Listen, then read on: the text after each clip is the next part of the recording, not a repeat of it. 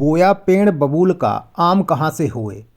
विंध्य क्षेत्र के रीवा में भाजपा की वर्तमान राजनीति शायद इसी रास्ते चल पड़ी है।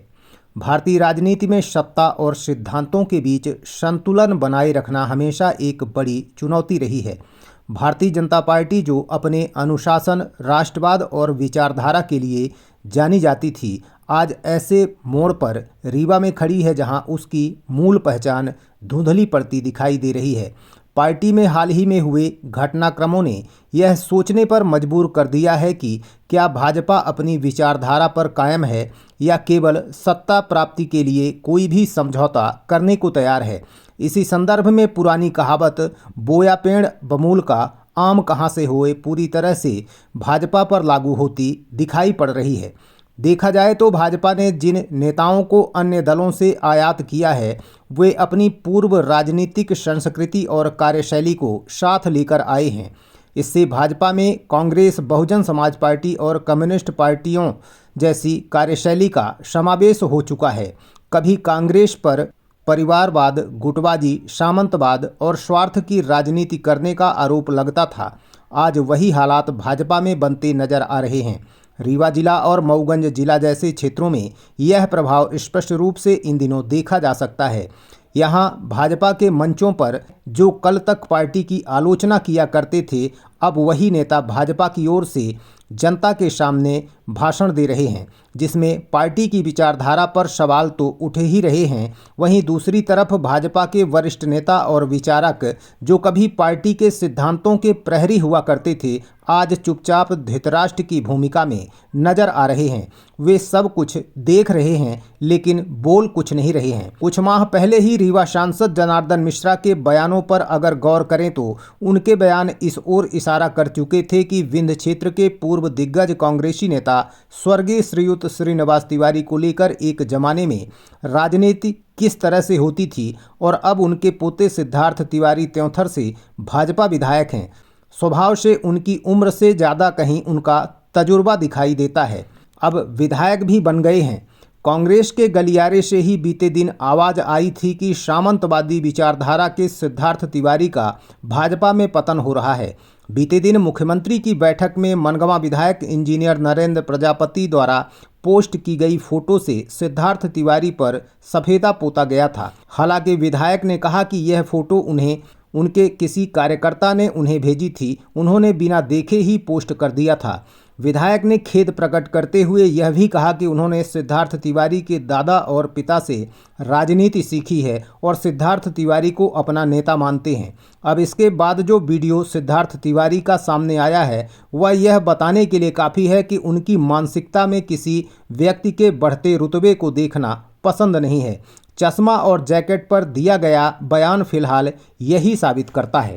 करने का ही है भाई। लोग बाग विधायक होते हैं, मंत्री होते हैं और बड़े मंत्री होते हैं, हाव भाव बदलते हैं, गाड़ी घोड़ा बदलते हैं, हूटर लगते हैं, जैकेट आती है, चश्मा आता है। मैं तो देख रहा हूं अपनी आंखों से। नरेंद्र ने हिम्मत का काम किया, साधुवाद।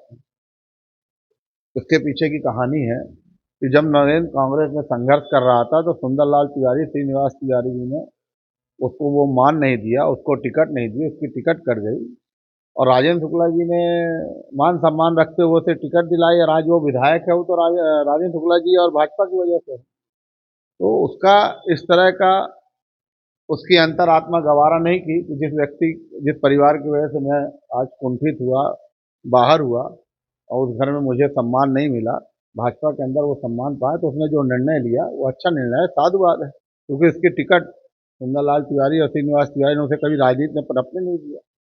ये किसका दर्द है? आपका है या परिवार का? जी, आप भी कांग्रेस के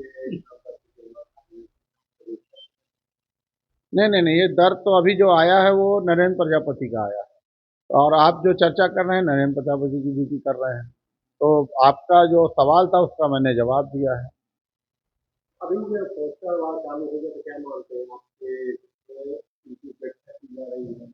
क्यों उपेक्षा की जा रही है? आप राजनीति पूरे में रहते हो तो आपको समझ जाता है। देखिए, जो लोग भी नए नए विधायक त्योथर को जानते हैं वो सभी जानते हैं कि उनकी जो बातचीत की शैली है वो सामंतवादी वाली विचारधारा की शैली है। अब वो बेचारा नरेंद्र प्रजापति किस समाज से आता है, किस समाज से बिलोंग करता है, आप सब समझते हैं। ये पहले सांसद, उसके बाद नरेंद्र प्रजापति, क्या मानते हैं गुटबाजी कहाँ से शुरू हुई? देखिए, भारतीय जनता पार्टी में आग लगी हुई है। सागर का उदाहरण आपके सामने है, लगातार अखबारों में आया। रीवा सांसद जी का, सिद्धार्थ तिवारी का, भाजपा का अंदरूनी झगड़ा साफ साफ दिखता है। प्रदीप पटेल की अपनी दुकान है। नागेंद्र सिंह जी अपने तरीके से प्रयास करके अपने आप को स्थायित्व रखे हुए हैं। दिव्यराज किसी मंचों में दिखाई नहीं, तो भारतीय जनता पार्टी के अपने अंदर ही अंदर घमासान चल रहा है। अभी तक जिला अध्यक्ष की लिस्ट नहीं आई।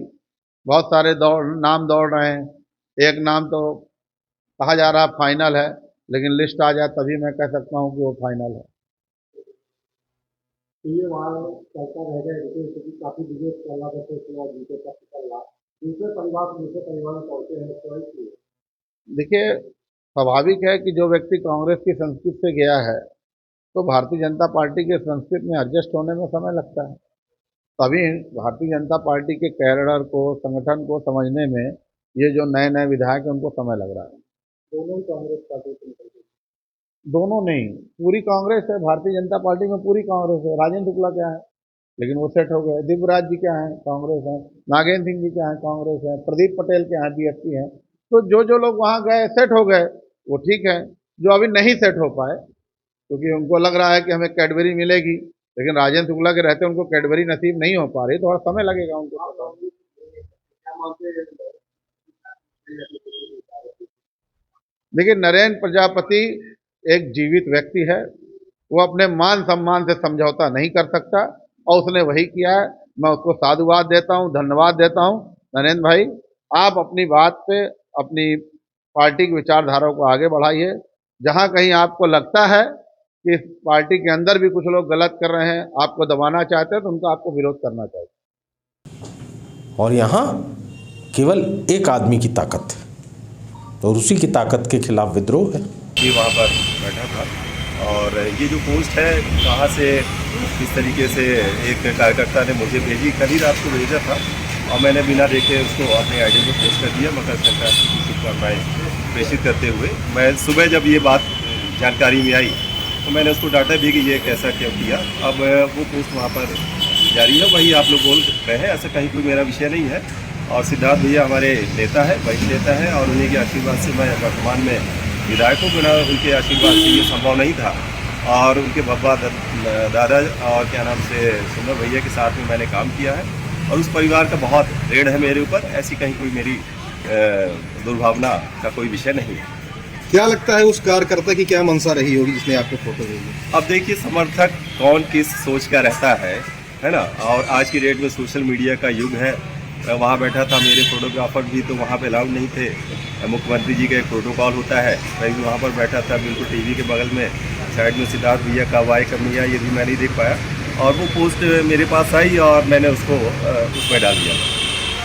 पहले सांसद, फिर उसके बाद आप लगातार क्या भाजपा अभी अंगीकार नहीं कर पाई है सिद्धार्थ तिवारी नहीं, को? ऐसा कुछ नहीं है। भारतीय जनता पार्टी एक अनुशासन प्रिय दल है, और जिसे भी भारतीय जनता पार्टी स्वीकार करती है, स्वीकार करने के पहले बहुत जांच परख के पश्चात किसी भी व्यक्ति को लिया जाता है। और माननीय सिद्धार्थ तिवारी जी जो वर्तमान में विधायक हैं, बहुत बढ़िया अच्छे वक्ता और बहुत बढ़िया नेता है।